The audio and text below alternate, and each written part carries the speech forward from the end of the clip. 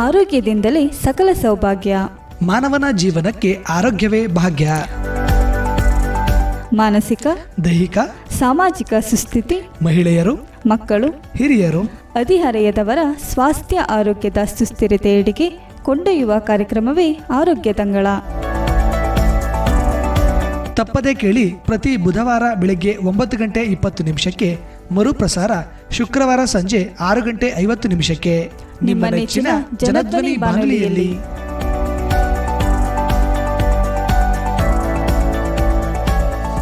ಆತ್ಮೀಯ ಜನಧ್ವನಿ ಕೇಳುಗರಿಗೆಲ್ಲ ನಮಸ್ಕಾರ. ಇದು ನಿಮ್ಮ ನೆಚ್ಚಿನ ಹಾಗೂ ಮೈಸೂರಿನ ಮೊಟ್ಟಮೊದಲ ಸಮುದಾಯ ಬಾನುಲಿ ಕೇಂದ್ರ ಜನಧ್ವನಿ 90.8 ಕಂಪನಾಂಕದಲ್ಲಿ ಸರಗೂರಿನಿಂದ ಪ್ರಸಾರವಾಗುತ್ತಿದೆ. ಎಂದಿನಂತೆ ತಮಗೆಲ್ಲರಿಗೂ ಆರೋಗ್ಯದಂಗಳ ಕಾರ್ಯಕ್ರಮಕ್ಕೆ ಆತ್ಮೀಯವಾದ ಸ್ವಾಗತ.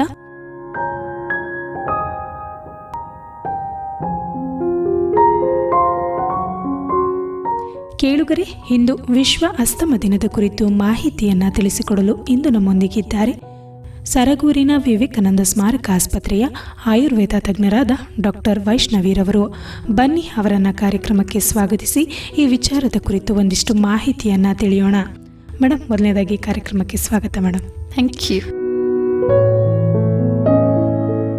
Thank you madam. ಇವತ್ತು ಅಸ್ತಮ ದಿನದ ಕುರಿತು, ಅದರ ಆಚರಣೆ, ಅದರ ಹಿನ್ನೆಲೆ ಆಗಿರ್ಬೋದು, ಅದರ ಉದ್ದೇಶ ಆಗಿರ್ಬೋದು, ಅಥವಾ ಈ ವರ್ಷದ ಘೋಷವಾಕ್ಯದ ಕುರಿತು ಒಂದಿಷ್ಟು ಮಾಹಿತಿಯನ್ನು ತಿಳಿಸ್ಕೊಡೋದಕ್ಕೆ ಇಂದು ನಮ್ಮೊಂದಿಗಿದ್ದೀರಿ. ಅದಕ್ಕಾಗಿ ತುಂಬ ಹೃದಯದ ಧನ್ಯವಾದಗಳು ಮೇಡಮ್. ಮೊದಲಿಗೆ ಎಲ್ಲರಿಗೂ ನಮಸ್ಕಾರ. ಇಂದು ನಾವು ವಿಶ್ವ ಅಸ್ತಮಾ ದಿನಾಚರಣೆಯನ್ನು ಆಚರಿಸ್ತಾ ಇದ್ದೀವಿ. ಪ್ರತಿ ವರ್ಷ ನಾವು 5ನೇ ತಾರೀಕು ಮೇ ಎಂದು ವಿಶ್ವ ಅಸ್ತಮಾ ದಿನನ ಆಚರಿಸ್ತೀವಿ. ಏನಕ್ಕೆ ಅಸ್ತಮಾ ಆಚರಣೆ ಮಾಡ್ತೀವಿ ಅಂತ ಅಂದರೆ, ಅಸ್ತಮಾ ಹಿಂದೆಗಿಂತ ಈಗ ಮತ್ತೆ ಜಾಸ್ತಿ ಆಗ್ತಾ ಹೋಗ್ತಾ ಇದೆ. ಅಂದರೆ ಇವಾಗಿಂದ ಜಗತ್ತಿನಲ್ಲಿ ನೋಡೋದಾದರೆ ಈಗ ಅಸ್ತಮಾ ಬಂದು 35 ಮಿಲಿಯನ್ಸ್ ಆಫ್ ಜನರಲ್ಲಿ ಕಾಣಿಸ್ಕೊಳ್ತಾ ಇದೆ. ಅದರಿಂದಾಗಿ ಜನರಿಗೆ ಜಾಗೃತಿ ಮೂಡಿಸೋದಕ್ಕೆ ಅಸ್ತಮಾ ಅಂದರೆ ಏನು, ಅಸ್ತಮಾ ಏನಕ್ಕಾಗತ್ತೆ, ಅಸ್ತಮಾದಲ್ಲಿ ಯಾವ ಥರ ಎಲ್ಲ ರೋಗ ಲಕ್ಷಣಗಳಿರುತ್ತೆ, ಇದನ್ನೆಲ್ಲ ಜನರಿಗೆ ತಲುಪಿಸೋಕೆ, ಅದರಿಂದ ಹುಷಾರಾಗಿರಲಿ ಅಂತ ಹೇಳಿ ನಾವು ವರ್ಲ್ಡ್ ಅಸ್ತಮಾ ಡೇನ ಸೆಲೆಬ್ರೇಟ್ ಮಾಡ್ತೀವಿ. ಈ ವರ್ಷದಲ್ಲಿ ಘೋಷವಾಕ್ಯ ಏನು ಹಾಕಿದ್ದಾರೆ ಅಂತಂದರೆ, access to anti inflammatory inhalers for everyone with asthma still and urgent need. ಇಲ್ಲಿ ಹೇಳ್ತಾ ಇರೋದು there is an urgent need. Urgent need ಅಂತಂದರೆ ಪ್ರತಿಯೊಬ್ಬರಿಗೂ ಕೂಡ ಅತ್ಯವಶ್ಯಕವಾಗಿದೆ. ಅಸ್ತಮಾನ ನಾವು ಯೂಶಲ್ ಆಗಿ ಕಾಣಬಹುದಾಗಿರೋದು ಯಾರಲ್ಲಿ ಅಂತಂದರೆ ಲೋವರ್ ಸೋಷಿಯೋ ಎಕನಾಮಿಕ್ ಸ್ಟೇಟಸ್. ಈ ಲೋವರ್ ಸೋಷಿಯೋ ಎಕನಾಮಿಕ್ ಸ್ಟೇಟಸ್ ಅಂತಂದರೆ ಯಾರು? ಮಿಡಲ್ ಕ್ಲಾಸ್ ಅಥವಾ ಅದಕ್ಕಿಂತ ಕೆಳಪಟ್ಟವರು. ಅಂಥವರಿಗೆ ಈಗಲೂ ಸಹ ಆ್ಯಂಟಿ ಇನ್ಫ್ಲಮೇಟರಿ ಇನ್ಹೇಲರ್ಸ್ ಅಥವಾ ನಾವೇನಂತೀವಲ್ಲ ಇನ್ಹೇಲರ್ಸ್ ಕೊಡೋದು ಅಥವಾ ಇನ್ಹೇಲರ್ಸ್ ಯೂಸ್ ಮಾಡೋರಿಗೆ ಇನ್ನೂ ಕೂಡ ನಮ್ಮಲ್ಲಿ ಲೋವರ್ ಸೋಷಿಯಲ್ ಎಕನಾಮಿಕ್ ಸ್ಟೇಟಸ್ ಅವರಿಗೆ ತಲುಪಿಸಲಾಗುತ್ತಿಲ್ಲ. ಅವರಿಗೆ ಜಾಗೃತಿ ಮೂಡಿಸೋಕೆ ಅಥವಾ ಅವರಿಗೆ ಈ ಉದ್ದೇಶದ ಮೂಲಕ ಈ ವರ್ಷ ಈ ಥೀಮನ್ನು ಹಾಕ್ಕೊಂಡಿದ್ದಾರೆ. ಈ ಮೊದಲನೇದಾಗಿ ಈ ಅಸ್ತಮಾ ಅಂದರೆ ಏನು ಮತ್ತು ಇದರ ಪ್ರಮುಖ ಲಕ್ಷಣಗಳು ಯಾವ್ಯಾವು ಅನ್ನೋದನ್ನು ನಮಗೆ ತಿಳಿಸ್ಬೋದಾ? ಅಸ್ತಮಾ ಅಂದರೆ ನಮ್ಮಲ್ಲಿ ಉಸಿರಾಟದ ನಾಳಗಳು ಅಂತ ಬರುತ್ತೆ, ಅಂದರೆ ಏರ್ವೇ ಟ್ರ್ಯಾಕ್ಟ್. ಅದನ್ನು ನಾವು ವಾಯು ಮಾರ್ಗ ಅಥವಾ ಶ್ವಾಸಕೋಶದ ವಾಯು ಮಾರ್ಗಗಳಲ್ಲಿ ಇನ್ಫ್ಲಮೇಷನ್ ಆಗೋದಕ್ಕೆ, ಇನ್ಫ್ಲಮೇಷನ್ ಅಂತಂತಂದರೆ ಊದ್ಕೊಳ್ಳೋದು. It is always in chronic stage. Chronic ಅಂತಂದರೆ ದೀರ್ಘಕಾಲದಲ್ಲಿ ಊದ್ಕೊಳ್ಳೋದಕ್ಕೆ. ಇದು ತಕ್ಷಣಕ್ಕೆ ಊದ್ಕೊಂಡಿದೆ ಅಂದ ತಕ್ಷಣಕ್ಕೇ ಇದರಲ್ಲಿ ಲಕ್ಷಣಗಳು ಕಾಣಿಸೋಲ್ಲ. ಇದು ದೀರ್ಘಕಾಲ ಬಂದಿರುತ್ತೆ. ವರ್ಷಾನುಗಟ್ಟಲೆ ಬೇಕು ಇದು ಒಂದು ರೋಗ ಲಕ್ಷಣ ಕಾಣಿಸ್ಕೊಳ್ಳೋಕ್ಕೆ. ಏನೇನಾಗ್ತಾ ಇರುತ್ತೆ ಇದರಲ್ಲಿ? ವಾಯುಮಾರ್ಗಗಳು, ಉಸಿರಾಟದ ವಾಯುಮಾರ್ಗಗಳು ದಪ್ಪ ಆಗಿ ಮತ್ತು ಕಿರಿದಾಗುವಿಕೆ ಅಂತಂದರೆ, ಒಂದು ಈಗ ಚಲನಲ್ಲಿ ನೀರು ಹೋಗ್ತಾ ಇದೆ ಅಂತ ಅಂದರೆ ನೀರು ಸಲೀಸಾಗಿ ಹೋಗುತ್ತೆ. ಅದೇ ಮಧ್ಯದಲ್ಲಿ ಏನೋ ಒಂದು ಕಲ್ಲು ಅಡಚಣೆ ಆಯಿತು ಅಥವಾ ಏನೋ ಒಂದಿತ್ತು ಮಧ್ಯದಲ್ಲಿ ತಡೆ ಆಯಿತು ಅಂತಂದರೆ, ಹಾಗೆಯೇ ನಮ್ಮ ಶ್ವಾಸಕೋಶದಲ್ಲೂ ಕೂಡ ವಾಯುಮಾರ್ಗದಲ್ಲಿ ಅಬ್ಸ್ಟ್ರಕ್ಷನ್ ಆದಾಗ ಕಿರಿದಾಗುವಿಕೆ ಆಗುತ್ತೆ. ಇದು ಕಿರಿದಾಯಿತು ಅಂತಂದಾಗ ನಮ್ಮಲ್ಲಿ ಅಲ್ಲೇ ನೀರು ತುಂಬ್ಕೊಂಡಂಗಾಗತ್ತೆ. ಅದನ್ನೇ ನಾವು ಲೋಳೆ ಅಂತ ಕರಿತೀವಿ ಅಥವಾ ಮ್ಯೂಕಸ್ ಅಂತ ಕರಿತೀವಿ. ಇವುಗಳೆಲ್ಲ ಅಡ್ಡ ಆಗಿ ಉಸಿರಾಟದಕ್ಕೆ ತೊಂದರೆ ಮೂಡಿಸುತ್ತೆ. ಅದನ್ನು ನಾವು ಅಸ್ತಮಾ ಅಂತ ಕರೆಯೋದು. ಅಸ್ತಮಾ ಅಂತ ಅಂದರೆ ಒಂದು ವಾಯುಮಾರ್ಗ ಕಿರಿದಾಗುವಿಕೆ ಮತ್ತು ಊದ್ಕೊಳ್ಳೋದಕ್ಕೆ ಮತ್ತು ಲೋಳೆ ತುಂಬಿಕೊಳ್ಳುವುದಕ್ಕೆ ನಾವು ಅಸ್ತಮಾ ರೋಗ ಅಂತ ಕರೆಯೋದು. ಸೊ ಇದರಲ್ಲಿ ಯಾವ ಥರ ಲಕ್ಷಣಗಳಿರುತ್ತಪ್ಪ ಅಂತ ಅಂದರೆ ಉಬ್ಬಸ ಅಂತಂದರೆ ಉಸಿರಾಡಬೇಕಾದಾಗ ಶಿಳ್ಳೆ ಶಬ್ದ ಬಂದಂಗೆ. ಶಿಳ್ಳೆ ಅಂತಂದ್ರೆ ನಾವು ಇದನ್ನು ವೀಸಿಂಗ್ ಅಂತ ಕರಿಬೋದು. ಕೆಲವೊಬ್ರು ಮಲ್ಕೊಂಡಿದ್ದಾಗ ಸೌಂಡ್ ಬರ್ತಾ ಇದೆ ಕೇಳು ಅಂತಲೂ ಕೇಳಿಸ್ಕೊಂಡಿರ್ತಾರೆ. ಇಲ್ಲ ಅಂತಂದರೆ ಡಾಕ್ಟರ್ಸ್ಗಳು ತಪಾಸಣೆ ಮಾಡಬೇಕಾದಾಗ ಸ್ಟೆಥೋಸ್ಕೋಪ್ ಹಾಕೊಂಡಾಗ ಎದೆನಲ್ಲಿ ಒಂಥರ ಪೇಪರ್ ಹೊಡೆದಿರೋ ಶಬ್ದಗಳು ಅಥವಾ ಎಲೆಗಳು ಮುದ್ರಿರುವಂಥ ಶಬ್ದಗಳು ಕೇಳ್ಪಡ್ತೀವಿ. ಅದನ್ನು ವೀಸಿಂಗ್ ಅಂತ ಕರಿತೀವಿ. ಇನ್ನೊಮ್ಮೆ ತೀವ್ರ ಕೆಮ್ಮು. ತೀವ್ರ ಅಂತ ಅಂದರೆ ರಾತ್ರಿ ಹೊತ್ತು ಮಲ್ಕೊಳ್ಬೇಕಾದಾಗ ಕೆಮ್ಮು ಜಾಸ್ತಿ ಆಗುತ್ತೆ. ಸೊ ಅವ್ರಿಗೆ ಯಾವ ಕಡೆ ತಿರ್ಕೊಂಡ್ರೂ ಸಮಾಧಾನ ಅಂತ ಅನ್ಸಲ್ಲ. ಸೊ ಕೆಮ್ಮಿನ ಜೊತೆಗೆ ಎಕ್ಸ್ಪೆಕ್ಟೊರೇಷನ್ ಅಂತ ಕರಿತೀವಿ. ಸೊ ಏನಪ್ಪ ಇದು ಎಕ್ಸ್ಪೆಕ್ಟೊರೇಷನ್ ಅಂತಂದರೆ ಸ್ಫುಟ ಅಥವಾ ಕಫ ಆಚೆ ಬರೋದು. ಸೊ ಇದರಲ್ಲಿ ದಪ್ಪಕ್ಕಿರುತ್ತಾ ಕಫ ಅಥವಾ ತೆಳ್ಳಕ್ಕಿದೆಯಾ ಅಥವಾ ತುಂಬ ಘನದ್ದಾಗಿ ಸ್ಟಿಕ್ಕಿ ಇದೆಯಾ, ಅಂಟ್ಕೊಳ್ತಾ ಇದೆಯಾ, ಹಸಿರು ಕಲರಲ್ಲಿದೆಯಾ ಅಥವಾ ಬಿಳಿ ಕಲರಲ್ಲಿದೆಯಾ. ಸೊ ಇವೆಲ್ಲವೂ ನಾವು ನೋಡ್ಕೋಬೇಕಾಗತ್ತೆ ಯಾವುದರಿಂದ ಆಗಿದೆ ಅಂತ ತಿಳ್ಕೊಳ್ಳೋದಕ್ಕೆ. ಇದರ ಜೊತೆಗೆ ಎದೆ ಬಿಗಿತ ಅಂದರೆ ಚೆಸ್ಟ್ ಟೈಟ್ನೆಸ್, ಉಸಿರಾಡೋದಕ್ಕೆ ಆಗ್ತಾ ಇಲ್ಲ, ಕಷ್ಟ ಆಗ್ತಾ ಇದೆ, ಸಿಕ್ಕಾಕೊಂಡಂಗೆ ಆಗ್ತಾ ಇದೆ, ಇವುಗಳಿರ್ಬೋದು. ಇನ್ನೊಂದು ಉಸಿರಾಟದ ತೊಂದರೆ ಅಂದರೆ ಡಿಫಿಕಲ್ಟಿ ಇನ್ ಬ್ರೀತಿಂಗ್. ಸೊ ಹೇಗೆ ಹೇಳ್ತೀವಿ ನಾವು ಡಿಫಿಕಲ್ಟಿ ಇನ್ ಬ್ರೀತಿಂಗ್ ಅನ್ನೋದಕ್ಕೆ? ಅವ್ರಿಗೇನಾದರೂ ಒಂದು ಸೆಂಟೆನ್ಸ್ ಕಂಪ್ಲೀಟ್ ಮಾಡಿ ಅಂತ ಅಂದರೆ ಪ್ರತಿಯೊಂದು ಶಬ್ದಕ್ಕೂ ಗ್ಯಾಪ್ ತೊಗೋತಾರೆ, ಇಲ್ಲ ಅಂತಂದರೆ ಒಂದು ಉಸಿರು ತೊಗೋತಾರೆ. ಸೊ ಆವಾಗ ಅವ್ರಿಗೆ ಅರ್ಥ ಮಾಡ್ಕೋಬೇಕು ನಾವು ಅವರಲ್ಲಿ ಆಲ್ರೆಡಿ ಏನೋ ಒಂದು ಸಮಸ್ಯೆ ಆಗ್ತಾ ಇದೆ. ಇಲ್ಲ ಅಂತ ಅಂದರೆ ಓಡಿ ಒಂದು 10 ಹೆಜ್ಜೆ ನಡೆದ್ರೂ ಕೂಡ ನನಗೆ ಸುಸ್ತಾಗ್ತಾ ಇದೆ, ಉಸಿರಾಡೋಕ್ಕಾಗ್ತಾ ಇಲ್ಲ, ಸ್ವಲ್ಪ ಹೊತ್ತು ಕೂತಿದ್ದು ಹೋಗೋಣ. ಸೊ ಇವೆಲ್ಲವೂ ಕೂಡ ಅಸ್ತಮಾದ ಗುಣಲಕ್ಷಣಗಳು. ಕೆಲವೊಂದ್ಸಲ ಕೆಮ್ಮಿ ಪಕ್ಕೆಗಳು ಕೂಡ ನೋವು ಬರುತ್ತೆ ಅಂತ ಹೇಳ್ತಾರೆ. ಪಕ್ಕೆಗಳು ಅಂತಂತಂದರೆ flanks, so sideways. So chest ಏನಿರುತ್ತೆ ಅಲ್ಲ ಅವುಗಳು ಕೂಡ ಕೆಮ್ಮಿ ಅವು ಸ್ಟ್ರೆಚ್ ಆಗ್ತಾ ಇರುತ್ತೆ ಅಥವಾ ಅಗಲ ಆಗ್ತಾ ಇರುತ್ತೆ. ಸೊ ಅವುಗಳು ಕೂಡ ನೋವು ಬಂದಂಗೆ ಅನಿಸುತ್ತೆ. ಸೊ ಇವುಗಳು ಮುಖ್ಯವಾದಂತಹ ಲಕ್ಷಣಗಳು. ಓಕೆ ಮ್ಯಾಮ್, ಇದುವರೆಗೂ ಅಸ್ತಮಾ ಅಂದರೆ ಏನು ಮತ್ತು ಅದರ ಪ್ರಮುಖ ಲಕ್ಷಣಗಳ ಬಗ್ಗೆ ಮಾಹಿತಿಯನ್ನು ನೀಡಿದ್ರಿ. ಈ ಆಯುರ್ವೇದದಲ್ಲಿ ಅಸ್ತಮವನ್ನು ಯಾವ ರೋಗವಾಗಿ ಪರಿಗಣಿಸಲಾಗುತ್ತೆ ಮೇಡಮ್? ಆಯುರ್ವೇದದಲ್ಲಿ ಇನ್ನೊಂದು ಇಂಪಾರ್ಟೆಂಟ್ ಫೀಚರ್ ಏನಪ್ಪ ಅಂತ ಅಂದರೆ ನಮ್ಮಲ್ಲಿ ಶ್ರೋತಸ್ ಅಂತ ಕರಿತೀವಿ. ಏನಿದು ಶ್ರೋತಸ್ ಅಂತಂತಂದರೆ micro channels in the bodies ಅಂತ ಕರಿತೀವಿ. ಸೊ ಅದರೊಳಗಡೆ ಪ್ರಾಣವಾಹ ಶ್ರೋತಸ್ ಅನ್ನುವುದು ಒಂದು ಮೇನ್ ಸಿಸ್ಟಮ್. ಸೊ ಇದನ್ನು ನಾವು ಯೂಶ್ವಲಿ ರೆಸ್ಪಿರೇಟರಿ ಸಿಸ್ಟಮ್ ಜೊತೆಗೆ ಕಂಪೇರ್ ಮಾಡ್ತೀವಿ. ಸೊ ಈ ಪ್ರಾಣವಾಹ ಶ್ರೋತಸ್ದು ದೃಷ್ಟಿ ಆದಾಗ ಸೊ ಅದರಲ್ಲಿ ಬರುವಂತಹ ಕೆಲವೊಂದಷ್ಟು ಕಾಯಿಲೆಗಳಲ್ಲಿ ಶ್ವಾಸರೋಗ ಕೂಡ ಒಂದು. ಈ ಶ್ವಾಸರೋಗದಲ್ಲೂ ನಮಗೆ 5 ಥರ ಶ್ವಾಸರೋಗ ಇರುತ್ತೆ.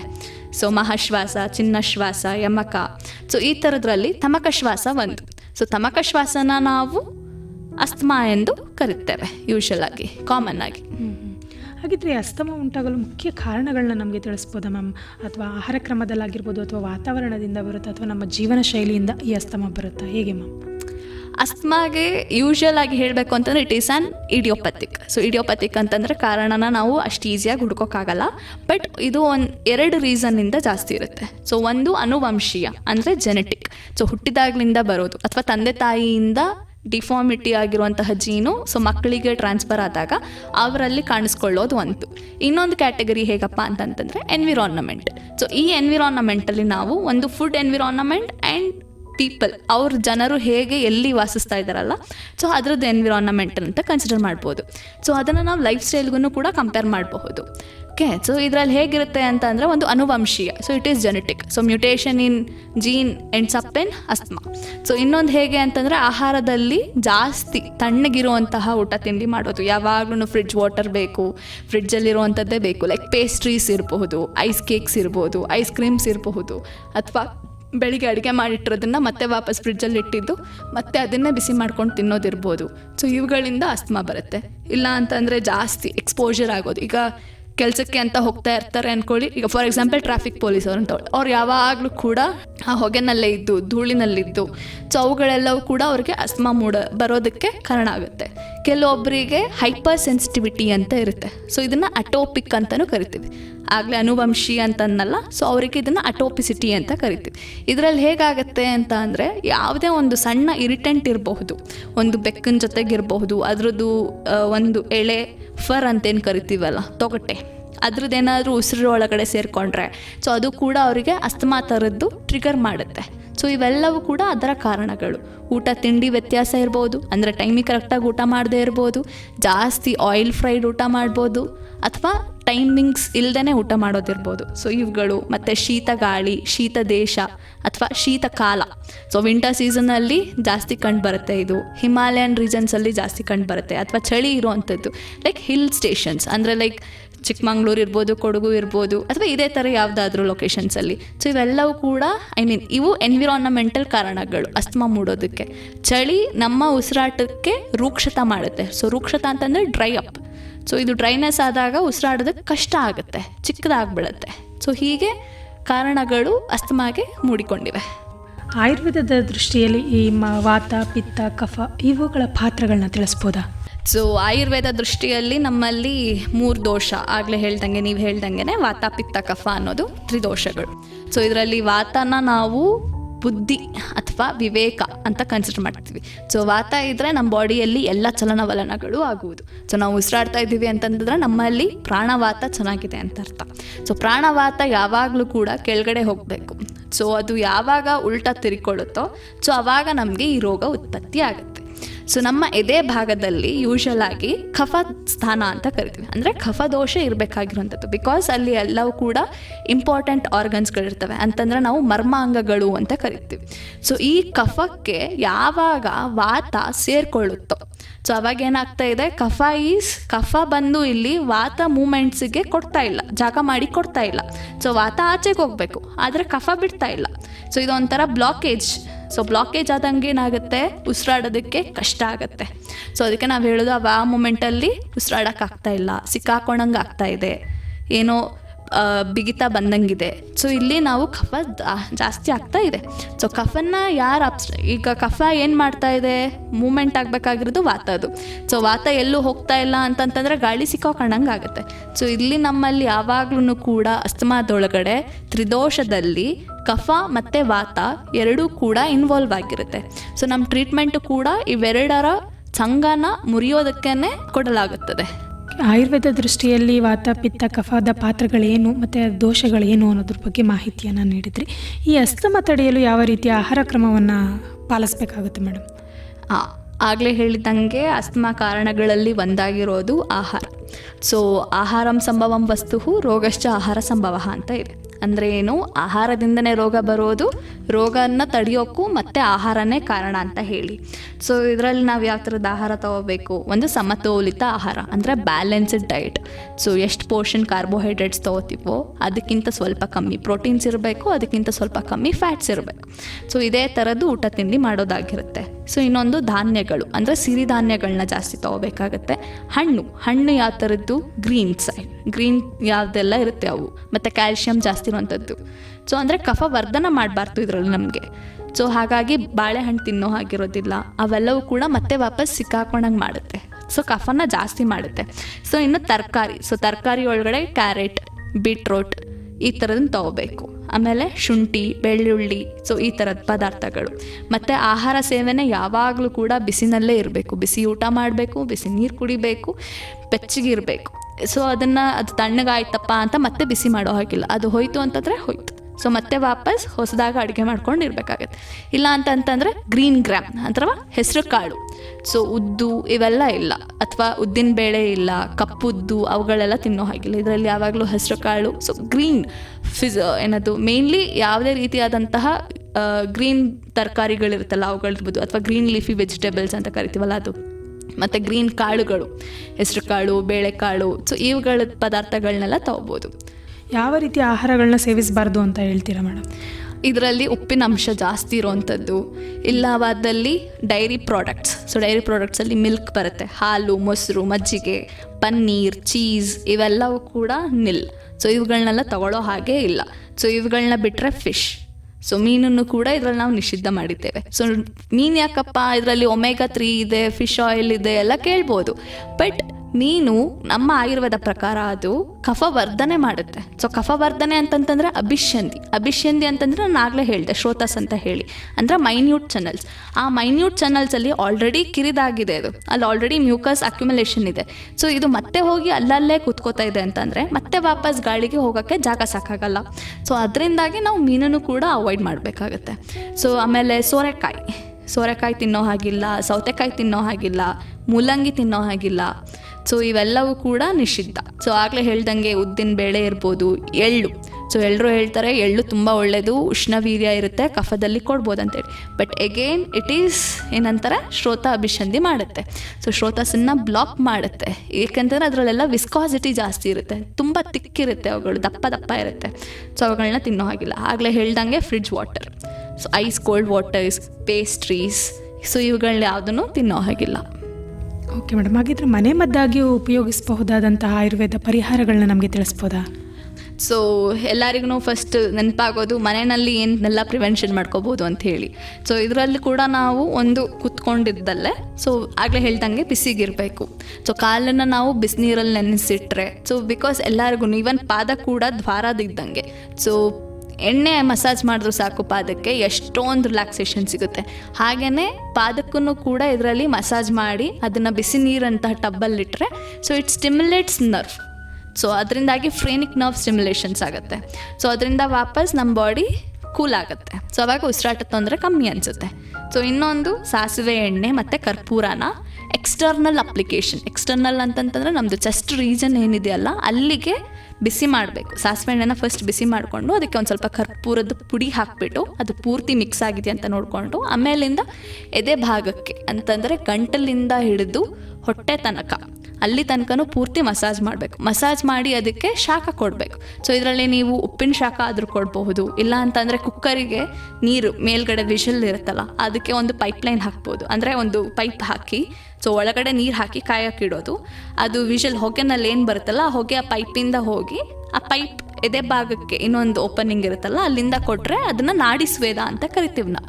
ಸೊ ಇದನ್ನು ನಾವು ಮನೆಯಲ್ಲೇ ಮಾಡ್ಕೋಬೋದು. ಇದರಿಂದ ಡೈರೆಕ್ಟಾಗಿ ಎದೆನಲ್ಲಿ ಕಟ್ಟಿರೋವಂಥದ್ದು ಮಸಲ್ಸ್ ಏನು ಕ್ರ್ಯಾಂಪ್ಸ್ ಇರುತ್ತೆ ಅಥವಾ ಟೈಟ್ನೆಸ್ ಅಂತ ಏನು ಕರೀತಾರಲ್ಲ ಅದು ಕೂಡ ರಿಲ್ಯಾಕ್ಸ್ ಆಗ್ತಾ ಹೋಗುತ್ತೆ. ಸೊ ಲಾಸ್ಟ್ ಟೈಮ್ ಹೇಳ್ದಂಗೆ tulsi is antioxidant, anti inflammatory medicine and immunomodulator ಅದು.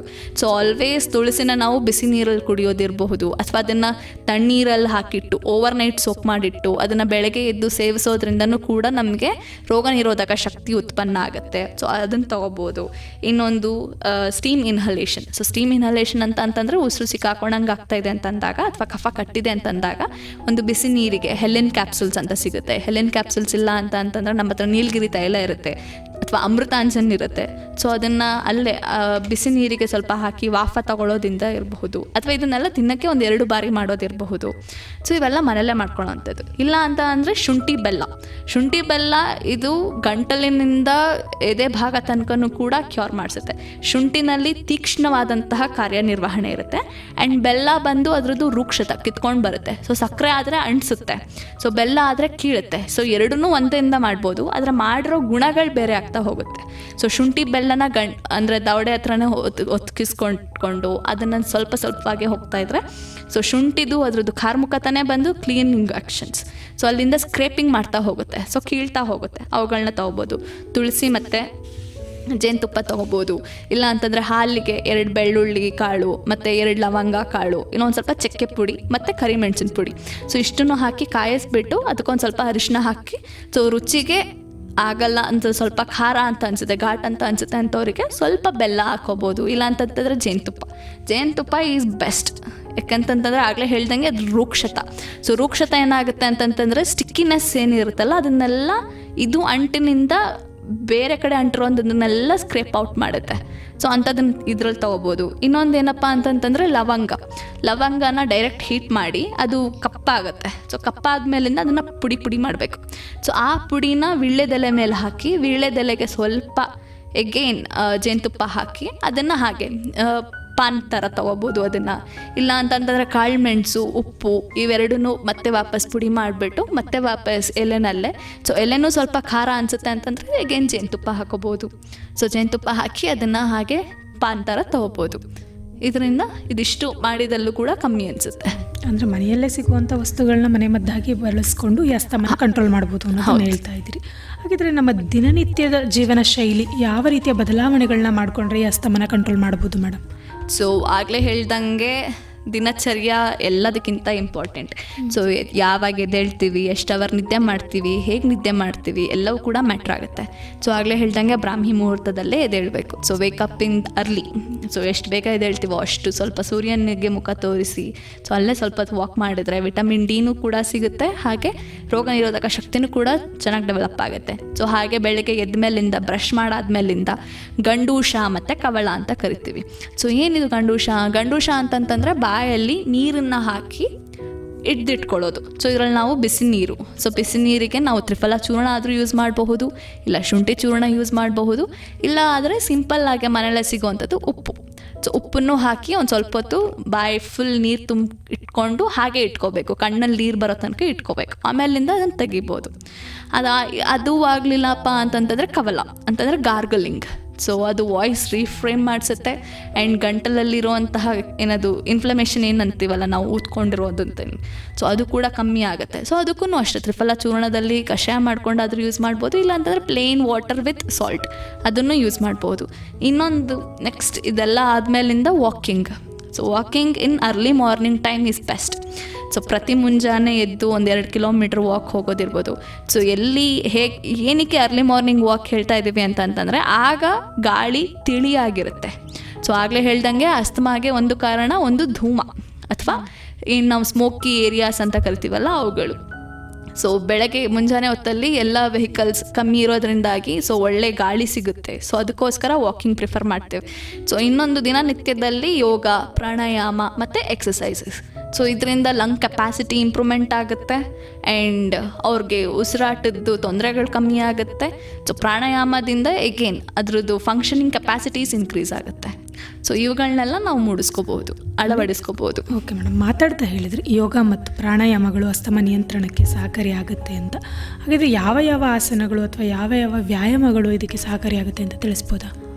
ಸೊ ಅಸ್ತಮ ನಿರ್ವಹಣೆಗೆ ಯೋಗ ಮತ್ತು ಪ್ರಾಣಾಯಾಮ ಹೇಗೆ ಹೆಲ್ಪ್ಫುಲ್ ಆಗಿರುತ್ತೆ ಅಂತ ಅಂದರೆ, ಒಂದು ಲಂಗ್ಸ್ ಕೆಪಾಸಿಟಿ ಇನ್ಕ್ರೀಸ್ ಮಾಡುತ್ತೆ ಅಂತ ಅಂದೆ. ಸೊ ಹಾಗಂದರೆ ಏನು, ಸಾಮರ್ಥ್ಯ ಹೆಚ್ಚಿಸುತ್ತೆ. ಹಂಗಂದ್ರೆ ಏನು, ಉಸಿರಾಟದ್ದು ಎಷ್ಟು ಉಸಿರು ಹೋಗಬೇಕು, ಎಷ್ಟು ಉಸಿರು ಇಡ್ಕೋಬೇಕು, ಎಷ್ಟು ಉಸಿರನ್ನ ಬಿಡಬೇಕು. ಸೊ ಹಾಗೆ ಸೊ ಅಸ್ತಮಾದ ಒಳಗಡೆ ಏನಾಗ್ಬಿಟ್ಟಿರುತ್ತೆ ಅಂತಂತಂದರೆ ಆ ಗಾಳಿ ಹೋಗೋದೇ ಕಮ್ಮಿ ಆಗಿರುತ್ತೆ. ಸೊ ಆ ಕಮ್ಮಿ ಗಾಳಿ ಹೋದಾಗ ಸೊ ಜನರಿಗೆ ಅನಿಸುತ್ತೆ ಸುಸ್ತಾಗ್ತಾ ಇದೆ, ಸೊ ನನಗೆ ಉಸಿರಾಡೋಕ್ಕಾಗ್ತಾ ಇಲ್ಲ, ಸಿಕ್ಕಾಕೊಂಡಂಗಿದೆ ಅಂತ ಅನಿಸುತ್ತೆ.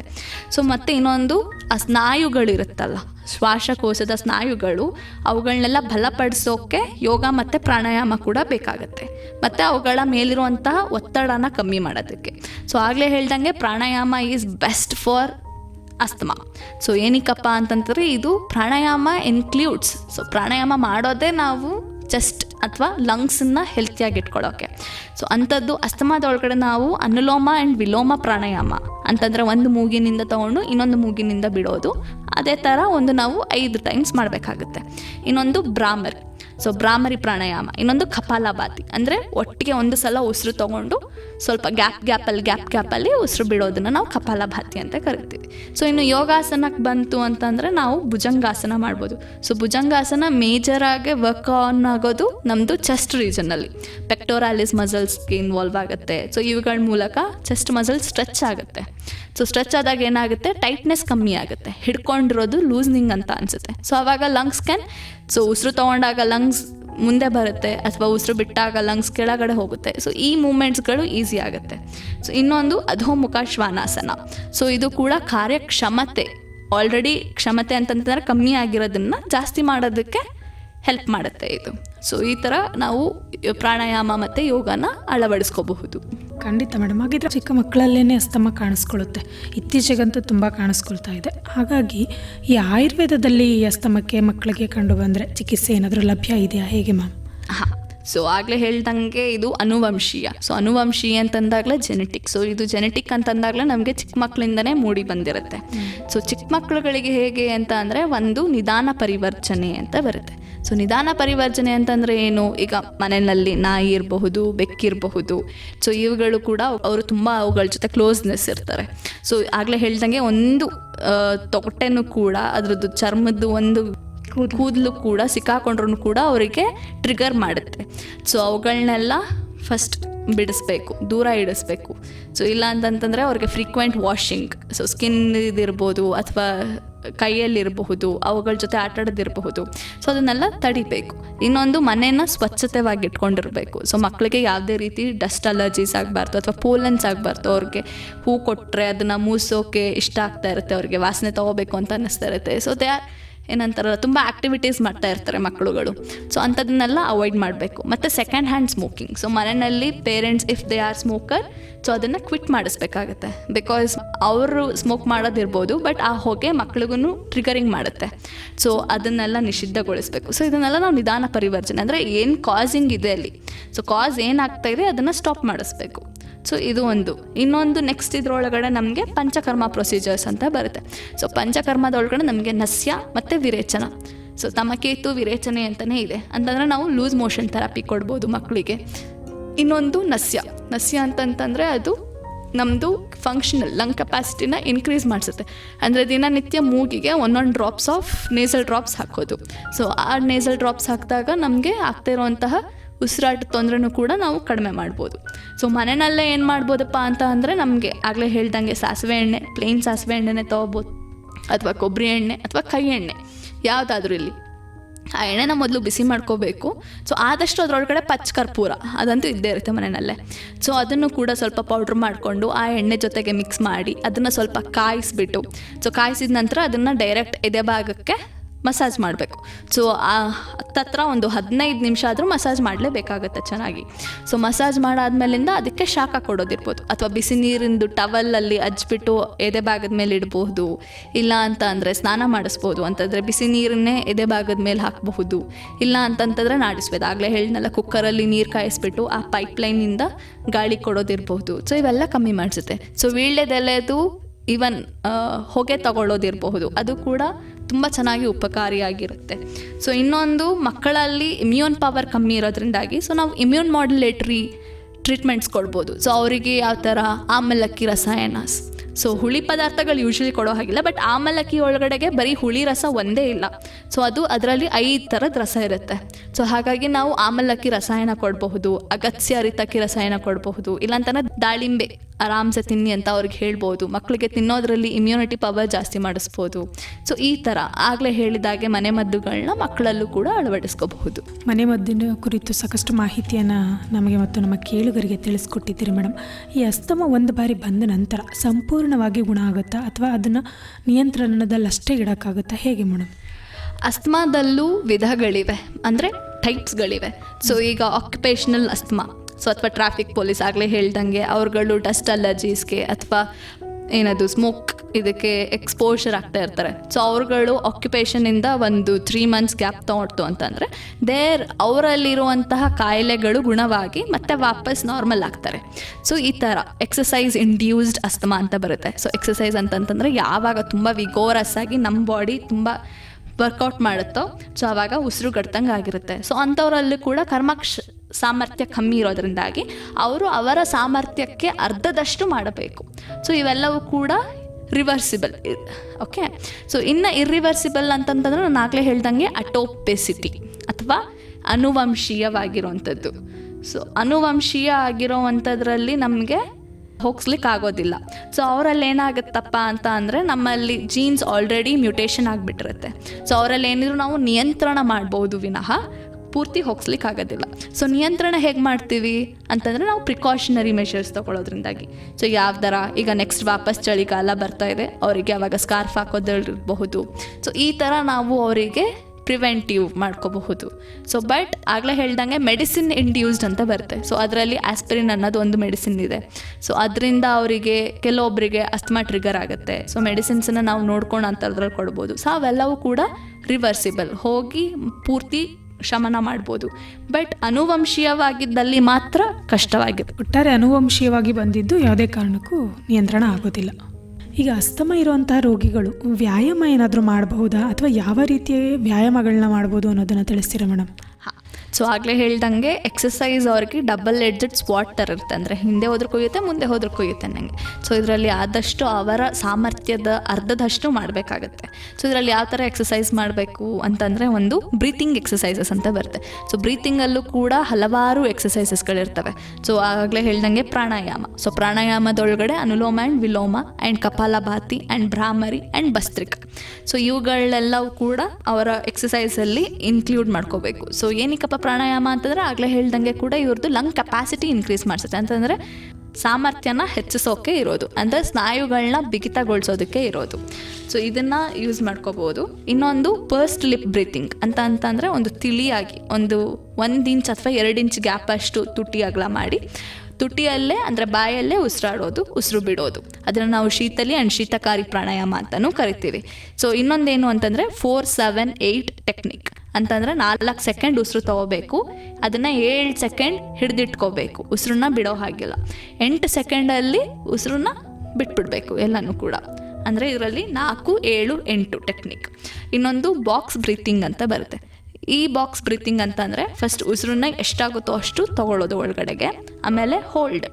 ಸೊ ಹೋಲ್ಡ್ ಮಾಡಿ ಎಲ್ಲಿ ತನಕ ಹಿಡ್ದಿಡೋಕ್ಕಾಗುತ್ತೋ ಅಷ್ಟೊತ್ತು ಹಿಡಿದಿಟ್ಟು ನೆಕ್ಸ್ಟ್ ಸ್ತೋಕ ಅಂತಂತಂದರೆ ನಿಧಾನಕ್ಕೆ ಒಂದು 4 ಸೆಕೆಂಡಿಗೆ ಸ್ವಲ್ಪ ಉಸಿರು ಬಿಡಬೇಕು, ಮತ್ತೆ ವಾಪಸ್ ಹಿಡಿದಿಟ್ಕೋಬೇಕು, ಮತ್ತೆ 4 ಸೆಕೆಂಡ್ಗೆ ಉಸಿರು ಬಿಡಬೇಕು, ಮತ್ತೆ ಪಾಸ್ ಮಾಡಬೇಕು, ಮತ್ತೆ 4 ಸೆಕೆಂಡ್ಗೆ ಎಲ್ಲ ಉಸಿರನ್ನ ತೊಗೊಂಡಿರುವಂಥದ್ದನ್ನು ಬಿಡಬೇಕು. ಇದನ್ನು ಬಾಕ್ಸ್ ಬ್ರೀತಿಂಗ್ ಅಂತ ಕರೆಯೋದು. ಸೊ ಇವೆಲ್ಲವೂ ಕೂಡ ನಮ್ಮದು ಲಂಗ್ಸ್ ಮೇಲೆ ಫಂಕ್ಷನ್ ಮಾಡುತ್ತೆ. ಸೊ ಏರ್ವೆ ಮೇಲೆ ಸೊ ಇನ್ಫ್ಲಮೇಷನ್ ಎಷ್ಟಿದೆ ಅವುಗಳದ್ರ ಮೇಲೆ ನೋಡಿಕೊಂಡು ನಾವು ಫಂಕ್ಷನ್ ಕೆಪಾಸಿಟಿ ಇನ್ಕ್ರೀಸ್ ಮಾಡ್ಬೋದು. ಇದುವರೆಗೂ ಅಸ್ತಮಾ ರೋಗಿಗಳಿಗೆ ಯಾವ ರೀತಿಯ ವ್ಯಾಯಾಮ ಮಾಡಬೇಕು ಅಥವಾ ಪ್ರಾಣಾಯಾಮಗಳನ್ನ ಮಾಡಬೇಕು ಅನ್ನೋದ್ರ ಕುರಿತು ಮಾಹಿತಿಯನ್ನು ನೀಡಿದ್ರಿ. ಈ ಶ್ವಾಸಕೋಶ ಆರೋಗ್ಯ ಕಾಪಾಡಲು ಆಯುರ್ವೇದದಲ್ಲಿ ನೀವೇನಾದರೂ ಸಲಹೆ ಕೊಡ್ಬೋದಾ ಮೇಡಮ್? ಆಗಲೇ ಹೇಳಿದಾಗೇ ನಾವು ಏನು ತಿನ್ನಬೇಕು, ಯಾವ ಥರ ತಿನ್ನಬಾರ್ದು, ನಮ್ಮದು ಲೈಫ್ ಸ್ಟೈಲ್ ಹೇಗಿರಬೇಕು, ನಮ್ಮದು ಎಷ್ಟು ಎಕ್ಸ್ಪೋಜರ್ ಇರಬೇಕು, ಸೊ ಋತುಚರ್ಯ, ದಿನಚರ್ಯ ಇವೆಲ್ಲದ್ರ ಮೇಲೂ ಕೂಡ ಡಿಪೆಂಡ್ ಆಗ್ತಾ ಹೋಗುತ್ತೆ. ಸೊ ಆಗಲೇ ಹೇಳ್ದಂಗೆ ಸೊ ವಾಯು ಮಾಲಿನ್ಯ ಇಲ್ದಿರೋಂತಹ ಜಾಗದೊಳಗಡೆ ಅಥವಾ ಪರಿಸರದೊಳಗಡೆ ಅಥವಾ ಪಾರ್ಕ್ ಒಳಗಡೆ ಹೋಗ್ಬಿಟ್ಟು ಒಂದು ಸ್ವಲ್ಪ ಹೊತ್ತು ಎಕ್ಸಸೈಸ್ ಮಾಡೋದಿರ್ಬೋದು ಅಥವಾ ಒಂದು ಸ್ವಲ್ಪ ಹೊತ್ತು ರೌಂಡ್ಸ್ ಹಾಕೋದಿರ್ಬೋದು. ಸೊ ಇವೆಲ್ಲವೂ ಕೂಡ ಏಗೇನ್ ನಮ್ಮದು ಲಂಗ್ ಫಂಕ್ಷನ್ ಇನ್ಕ್ರೀಸ್ ಮಾಡಿಸುತ್ತೆ. ಆಗಲೇ ಸಮತೋಲಿತ ಆಹಾರ ತಿನ್ನುವಂಥದ್ದು ಅಥವಾ ಟೈಮಿಗೆ ಸರಿಯಾಗಿ ಊಟ ತಿಂಡಿ ಮಾಡುವಂಥದ್ದು. ಸೊ ಆದಷ್ಟು ಐಸ್ ಕ್ರೀಮ್ಸ್ ಇರಬಹುದು ಅಥವಾ ಫ್ರಿಡ್ಜ್ಡ್ ಐಟಮ್ಸ್ ಇರ್ಬೋದು ಅಥವಾ ಪ್ಯಾಕ್ಡ್ ಐಟಮ್ಸ್ ಇರ್ಬೋದು ಅಥವಾ ಸ್ಟೋರ್ಡ್ ಐಟಮ್ಸ್. ಈಗ ಆಲ್ರೆಡಿ ಪ್ರಿಪೇರ್ ಮಾಡಿಬಿಟ್ಟು ಅದನ್ನು ಫುಲ್ -some degrees ಒಳಗಡೆ ಪ್ಯಾಕ್ ಮಾಡಿಬಿಟ್ಟು ಅದನ್ನು ಜಸ್ಟ್ ಹೀಟ್ ಮಾಡಿಕೊಂಡ್ರೆ ಸಾಕು, ನಾರ್ಮಲ್ ಡಯಟ್ ತೊಗೋಬೋದು ಅಂತ ಹೇಳಿದ್ದಾರೆ. ಸೊ ಆ ಥರದನ್ನೆಲ್ಲ ಅವಾಯ್ಡ್ ಮಾಡಬೇಕಾಗತ್ತೆ. ಸೊ ಅದಾದ ನಂತರ ಆಗಲೇ ಹೇಳ್ದಂಗೆ ಕ್ಯಾರೆಟ್ ಇರ್ಬೋದು, ಜೇನುತುಪ್ಪ ಇರ್ಬೋದು. ಸೊ ಈ ಥರದ ಆಹಾರ ತಿಂಡಿಗಳನ್ನೆಲ್ಲ ತೊಗೊಳ್ಳೋದು, ಗ್ರೀನ್ ಲೀಫಿ ವೆಜಿಟೇಬಲ್ಸ್ ತೊಗೊಳ್ಳೋದು, ಏನದು ಫೈಬರ್ ರಿಚ್ ಫುಡ್ಸ್ಗಳನ್ನ ತೊಗೊಳ್ಳೋವಂಥದ್ದು ಇರ್ಬೋದು. ಸೊ ಇವುಗಳನ್ನೆಲ್ಲ ನಾವು ಅಳವಡಿಸ್ಕೊಂಡ್ರೆ ಚೆನ್ನಾಗಿ ನೋಡ್ಕೋಬೋದು. ಸೊ ಇನ್ನೊಂದು ಚ್ಯವನ್ಪ್ರಾಶ್ ಯೂಸೇಜ್ ಮಾಡ್ಬೋದು, ಅಗಸ್ತ್ಯ ಅರಿತಕ್ಕಿ ತೊಗೋಬೋದು. ಸೊ ಇವೆರಡೂ ಕೂಡ ನಮ್ಮದು ಲಂಗ್ಸಿಗೆ ಕೆಪಾಸಿಟಿ ಇನ್ಕ್ರೀಸ್ ಮಾಡೋದಕ್ಕೆ ಸಹಾಯ ಮಾಡುತ್ತೆ. ಖಂಡಿತ ಮೇಡಮ್. ಹಾಗಿದ್ರೆ ಈ ಅಸ್ತಮಾ ಇರೋರು ಯಾವ ವೈದ್ಯರನ್ನು ಭೇಟಿ ಮಾಡಬೇಕು ಅನ್ನೋದ್ರ ಬಗ್ಗೆ ಸಲಹೆ ನೀಡ್ತೀರಾ? ಸೊ ಅಸ್ತಮಾ ಇರೋರು ಯೂಶುವಲ್ ಆಗಿ ನಾವು ಪಲ್ಮನಾಲಜಿಸ್ಟ್ ಅಂತ ಹೇಳ್ತೇವೆ, ಸೊ ಅಥವಾ ಲಂಗ್ ಸ್ಪೆಷಲಿಸ್ಟ್. ಸೊ ಅವ್ರನ್ನಾದರೂ ಭೇಟಿಯಾಗಿ ಅವರ ಏನಿದೆ ಪರಿಹಾರವನ್ನು ಕಂಡುಕೊಳ್ಳಬಹುದು. ಇಲ್ಲ ಆಯುರ್ವೇದದಲ್ಲೂ ಒಳ್ಳೆ ಚಿಕಿತ್ಸೆ ಇದೆ, ಅಲ್ಲೂ ಬರಬಹುದು. ಇಲ್ಲವಾದಲ್ಲಿ ಇಂಟರ್ನಲ್ ಮೆಡಿಸಿನ್ ಅಂತ ಏನು ಕರಿತೀವಲ್ಲ ಅವ್ರ ಹತ್ರನೂ ಬಂದು ಟ್ರೀಟ್ಮೆಂಟ್ ತೊಗೋಬಹುದು.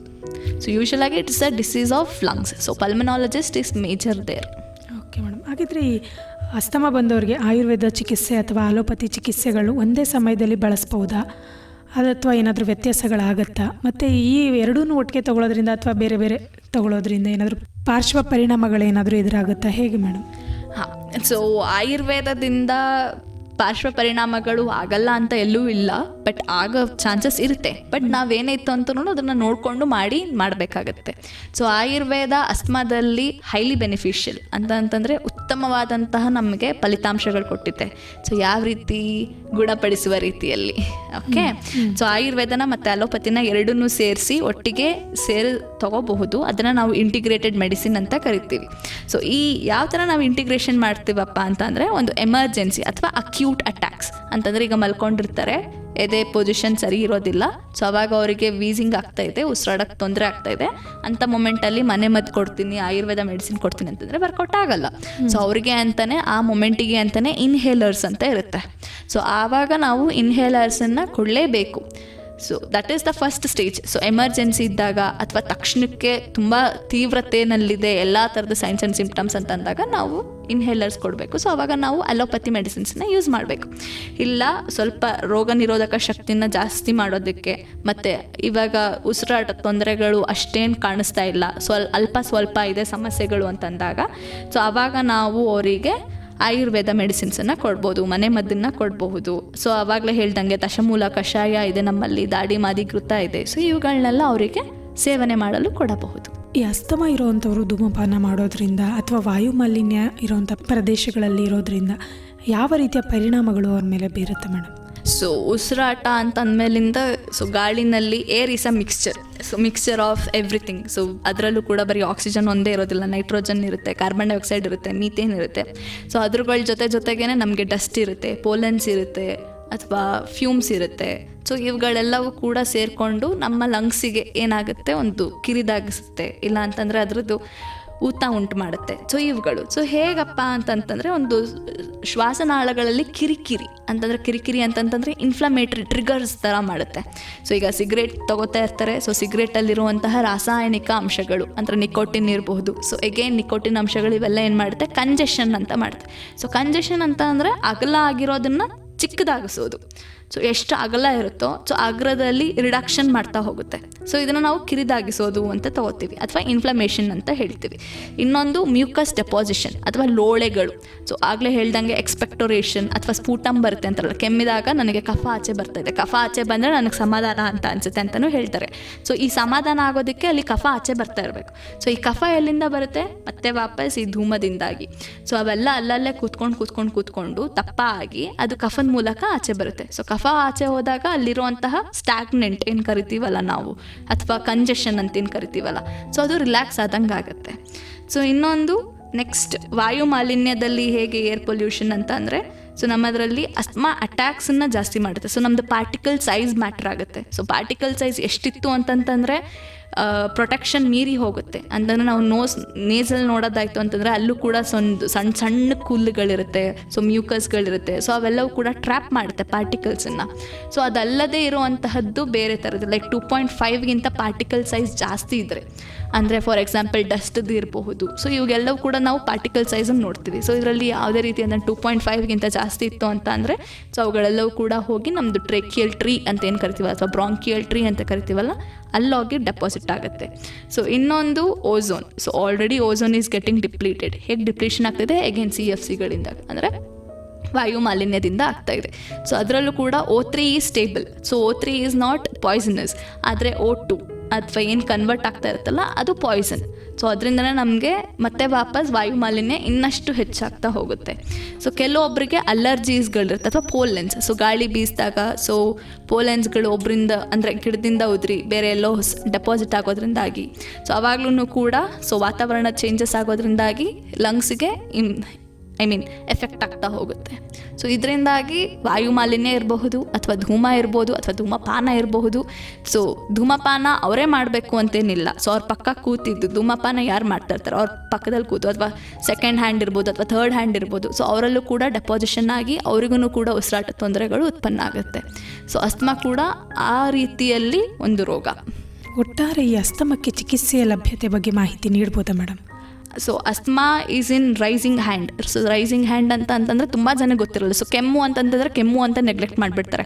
ಸೊ ಕೆಲವೊಂದ್ಸಲ ಇದು ಕೆಮ್ಮೇನ ಅಥವಾ ಇದರಿಂದ ಬೇರೆ ಏನಾದರೂ ದೀರ್ಘವಾಗಿ ಇದೆಯಾ ಅಥವಾ ಆಳವಾಗಿ ಏನಾದರೂ ಆಗಿದೆಯಾ ಅಂತ ತಪಾಸಣೆ ಮಾಡಿಸ್ಕೊಂಡ್ರೆ ಗೊತ್ತಾಗುತ್ತೆ. ಸೊ ಹೇಗಪ್ಪ ಅಂತಂದರೆ ಕೆಮ್ಮು ಬಂದು ಒಂದು ವಾರ ಇರ್ಬೋದು ಅಥವಾ 2 ವಾರ ಇರಬಹುದು, ಇನ್ನೂ ಹೋಗ್ತಾ ಇಲ್ಲ, ಕೆಮ್ಮು ಬರ್ತಾ ಇದೆ, ಕಫ ಆಚೆ ಬರ್ತಾ ಇದೆ, ಅದು ಬಿಳಿ ಕಲರಲ್ಲಿತ್ತು ಅಂತಂದರೆ it is non infective. So non infective ಅಂತಂದರೆ ಅಲ್ಲಿ ಯಾವುದೇ ರೀತಿಯಾದ ಇನ್ಫೆಕ್ಷನ್ ಆಗಿಲ್ಲ. ಸೊ ಇದು ಅದಾಗಿರೋದೇ ಬಂದಿದೆ ಹೋಗುತ್ತೆ. ಸೊ ಅದೇ ಗ್ರೀನ್ ಕಲರ್ ಟರ್ನ್ ಆಗ್ತಾ ಇದೆ, ಕೆಂಪು ಬಣ್ಣ ಬರ್ತಾ ಇದೆ ಅಥವಾ ಆರೆಂಜ್ ಕಲರ್ ಬರ್ತಾ ಇದೆ ಅಂತಂದಾಗ ಅವರು ತಪಾಸಣೆ ಮಾಡಿಸ್ಕೊಳ್ಳೇಬೇಕಾಗತ್ತೆ. ಸೊ ತಪಾಸಣೆ ಮಾಡಿಸ್ಕೊಂಡಾಗಲೇ ಗೊತ್ತಾಗೋದು ಅದು ಯಾವ ಥರ ಇದೆ ಅಂತ ಹೇಳಿ. ಅಥವಾ ಉಸಿರಾಟದ ತೊಂದರೆಗಳು ಬಂದಾಗ ಸೊ ಅದು ಮೂಗಿನಲ್ಲೇ ಉಸಿರಿದ್ದು ಅಬ್ಸ್ಟ್ರಕ್ಷನ್ಸ್ ಆಗ್ತಾ ಇದೆಯಾ ಅಥವಾ ಎದೆ ಭಾಗದಿಂದ ಬರ್ತಾ ಇದೆಯಾ, ಸೊ ಇವೆಲ್ಲವೂ ಕೂಡ ಬಂದು ಅವರು ತಪಾಸಣೆ ಮಾಡಿಸ್ಕೋಬೇಕು ಒಂದ್ಸಲ. ಸೊ ಅದು ಇರಲೇಬೇಕು ಅಂತೇನಿಲ್ಲ. ಬಟ್ ಕೆಲವೊಂದ್ಸಲ ಹೇಗಿರುತ್ತೆ ಅಂತಂದರೆ ಕೆಲವೊಬ್ಬರಿಗೆ ಚರ್ಮ ಕಾಯಿಲೆ ಇರುತ್ತೆ. ಸೊ ಚರ್ಮ ಕಾಯಿಲೆ ಬಂದಾಗ ಸ್ನೀಸಿಂಗ್ ಆಗ್ತಾ ಇರುತ್ತೆ ಕೆಲವೊಬ್ಬರಿಗೆ ಸೈನೋಸೈಟಿಸ್ ಆಗ್ತಾ ಇರುತ್ತೆ ಅಂತಂದ್ರೆ ಯಾವಾಗ್ಲೂ ಕೂಡ ಶೀತದಲ್ಲೇ ಇರ್ತಾರೆ. ಸೊ ಇವೆಲ್ಲವೂ ಕೂಡ ಒಂದಲ್ಲ ಒಂದು ದಿನ ಸೊ ಹಲವಾರು ವರ್ಷಗಳ ನಂತರ ಸೊ ಎಲ್ಲರೂ ಕೂಡ ಬಂದು ಅಸ್ತಮಾಗೆ ಎಂಡಪ್ ಆಗೋದು.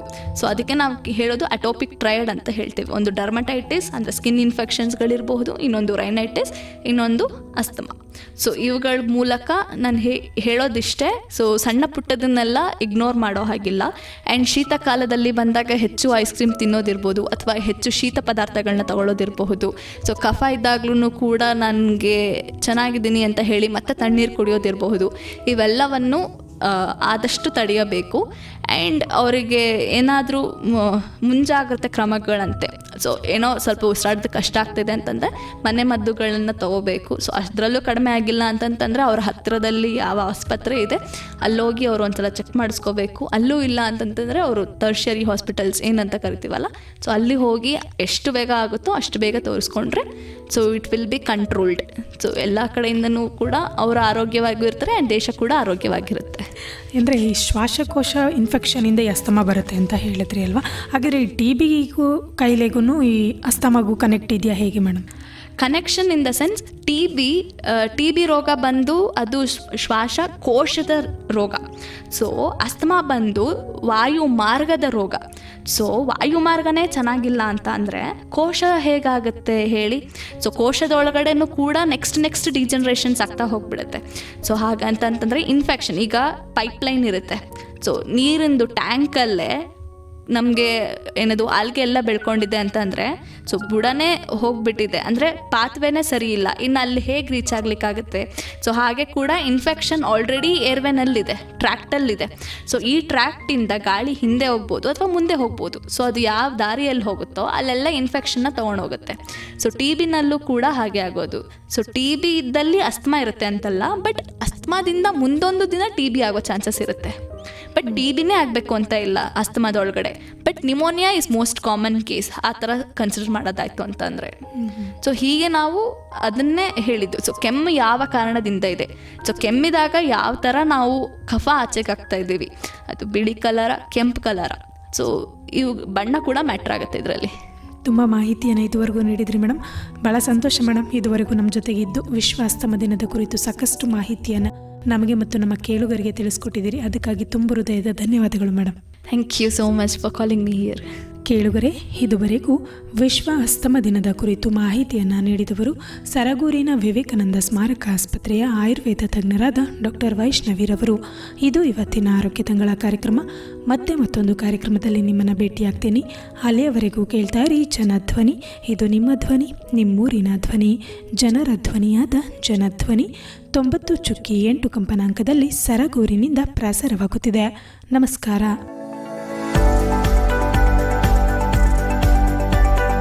ಆರೋಗ್ಯದಿಂದಲೇ ಸಕಲ ಸೌಭಾಗ್ಯ. ಮಾನವನ ಜೀವನಕ್ಕೆ ಆರೋಗ್ಯವೇ ಭಾಗ್ಯ.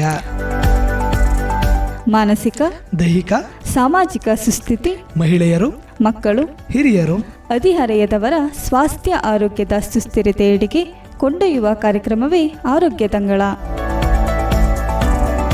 ತಪ್ಪದೇ ಕೇಳಿ. ಪ್ರತಿ ಬುಧವಾರ ಬೆಳಗ್ಗೆ 9:20 ಮರುಪ್ರಸಾರ ಶುಕ್ರವಾರ ಸಂಜೆ 6:50 ನಿಮ್ಮ ನೆಚ್ಚಿನ ಜನಧ್ವನಿ ಬಾನುಲಿಯಲ್ಲಿ.